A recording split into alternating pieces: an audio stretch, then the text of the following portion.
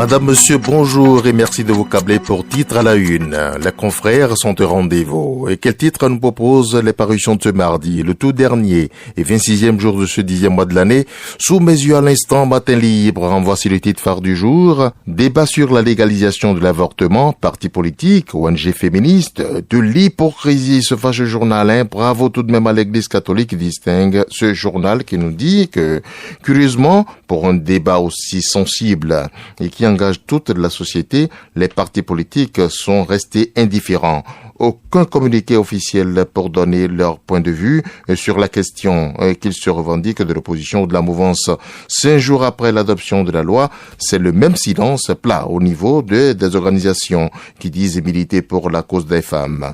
Ce qui contraste d'ailleurs avec l'attitude de certaines d'entre elles quand le gouvernement a opéré des réformes à l'Institut national de la femme.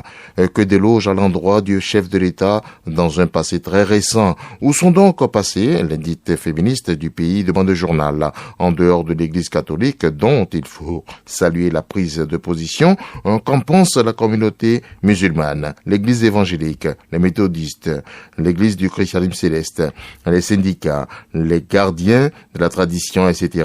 Est-ce par peur des représailles qu'on s'est emmuré dans ce silence ou c'est l'hypocrisie face au sujet qui a pris le dessus, interroge le journal. Oui, piqué au vif, Noël Chaderet réagit dans les colonnes du même journal et il dit là que c'est une dénégation de la vie. Et oui, le secrétaire général de la Confédération des organisations syndicales indépendantes du Bénin, COSI, Bénin, se dit scandalisé par cette loi qui promeut des antivaleurs. Selon Noël Chaderet, la femme majeure ou mineure qui décide d'avorter au moment où elle prenait du plaisir avec son partenaire devrait se rendre compte qu'il y a détresse. Elle devrait donc éviter la conception. C'est une porte ouverte à tous les abus et à la débauche, déplore l'homme dans la colonne de Matin Libre numéro 2 ce mardi. Toujours avec ce journal, nous sommes dans le secteur de l'enseignement. Ça grogne chez les aspirants, nous informe ce journal dans son numéro du jour. Nous, le confrère, nous fait lire ceci dans ces colonnes. Ces derniers, à travers un mouvement de protestation sur toute l'étendue du territoire national, dénoncent le non-paiement de leur salaire depuis le début de la rentrée scolaire. Et oui, les aspirants déplorent également la non-disponibilité des contrats qui devraient être signés jusqu'à ce jour. Notons que plus de 12 000 aspirants au métier d'enseignant ont été déployés dans les établissements publics en réponse au déficit d'enseignants dans les établissements scolaires au Bénin. Donne à lire ce journal. Toujours avec Matin Libre, Journée mondiale de lavage des mains, le Bénin inaugure un dispositif intelligent et innovant. Oui, installé dans l'enceinte du complexe scolaire Ménotin Sud, nous sommes à Cotonou. Ce dispositif qui permet à plusieurs élèves de se laver les mains à la fois, piloté par une boîte électronique qui permet, lorsque l'utilisateur approche sa main, de recevoir un jet de savon et de l'eau, ensuite pour se laver correctement les mains. La suite dans les colonnes de Matin Libre. Et oui, toujours avec ce journal, Covid-19 au Bénin, la CSA plaide pour la gratuité du test Covid. Certaines déclarations que vous mettez à disposition le quotidien dans son numéro du jour. Toujours avec un Matin Libre, oui, très inspiré visiblement ce jour. Nous sommes en page culture cette fois. Participation des cinéastes béninois au FESPACO 2021. Le projet Bénin révélé fait du boom à Ouagadougou. Présents au Burkina Faso, dans le cadre du FESPACO, ces hommes du 7e art ont vendu le Bénin culturel à travers des actes concrets. Voyez comment dans les pages de Matin Libre numéro 2 ce mardi. Toujours avec ce journal, nous sommes dans Meilleure Musique cette fois, sur l'initiative du musée Quai Branly, Sabouan Danielou en concert à Paris. L'homme orchestre se produira à l'occasion de la restitution de 26 œuvres à la République du Bénin. Une semaine d'événementiel qui met à l'honneur les arts, la culture et les traditions du Bénin. Un concert 100% gratuit qui se tiendra le dimanche 31 octobre de 17h à 18h30, précise le journal, au théâtre Claude Lévi-Strauss, annonce Matin Libre dans son numéro de ce mardi. Et voici quelques autres titres. Nous sommes avec l'Économiste qui donne à lire en gros titre renforcement de partenariat. Le vice-président de la Banque mondiale pour l'Afrique de l'Ouest et centrale au Togo et au Bénin pose à la une de ce journal. Le journal vous le fait connaître dans son numéro de jour. Médiateur de la République du Bénin, Pascal Essou accueille son homologue du Burundi. Détail là-dessus avec l'Économiste.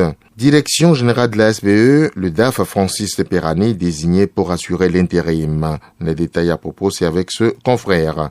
Nous continuons avec First Afrique. Bénin-Chine, bientôt des complexes des zones militaires départementales. Bon détail là-dessus avec ce journal. Et puis Francis Perani, nouveau DG de la SBE, l'homme pose à la une de ce journal. Le matinal, loi sur l'interruption volontaire de grossesse au Bénin. Le gouvernement désamorce la bombe de la polémique. Voyez comment dans ce numéro. SBE, le DG Paradis, limogé ou en congé. Le journal interroge depuis sa une. La réponse est attendue. Nous sommes avec le Béninois libéré. Adhésion des militants FCBE au BR. Militants et population à doubles efforts de l'honorable Hassan Seyibou qui pose sous ce gros titre à la une de le Béninois libéré. Réforme pour la protection de la femme. Le gouvernement clarifie. Je vous donne là-dessus tous les détails. Les 4 vérités. Société béninoise d'énergie électrique, Jacques Paradis remplacé, Francis Perani, nouveau DG par intérim. Et puis, transport interurbain dans l'Ouémé, les chargements hors parc réprimés dès ce mardi. Confondu à un braqueur, un étudiant brûlé vif à Parakou. Et confondu à un braqueur, un étudiant brûlé vif à Parakou. Les parents de la victime réclament justice. Le journal Les 4 vérités était sur les lieux, vous donne des détails. Éducation. Professeur Isaka Youssao Abdou Karim, il est directeur général de l'enseignement supérieur. Il dit exactement ceci depuis la une de ce journal. Un bilan de la mise en œuvre du LMD est nécessaire. Il vous dit pourquoi dans les colonnes du même journal. Conférence épiscopale du Bénin, l'Église catholique plaide pour l'amélioration des conditions de travail des enseignants. Vous voyez comment dans ce numéro. Enfin, fonctionnement des établissements scolaires privés, les cours en journée continue interdits. C'est en rouge à la une de ce journal qui le martèle. Fraternité bien fondée de l'encadrement de l'IVG au Bénin. Le gouvernement persiste et signe. Ah oui, Benjamin Nkwatin dit que des actions de communication sont programmées pour vulgariser la loi. C'est depuis la une de Fraternité. Toujours avec ce journal, tresse multicolore et multiforme, en quête de beauté, les femmes dans des liens spirituels. Le journal est allé chercher les nouvelles pour vous et vous donne de très bons détails là-dessus. Nos femmes qui veulent se rendre belles et qui se compliquent la vie. Avec au 113, René Tatou, Jérôme Kassa, nous vous souhaitons de passer une agréable journée en compagnie de nos programmes.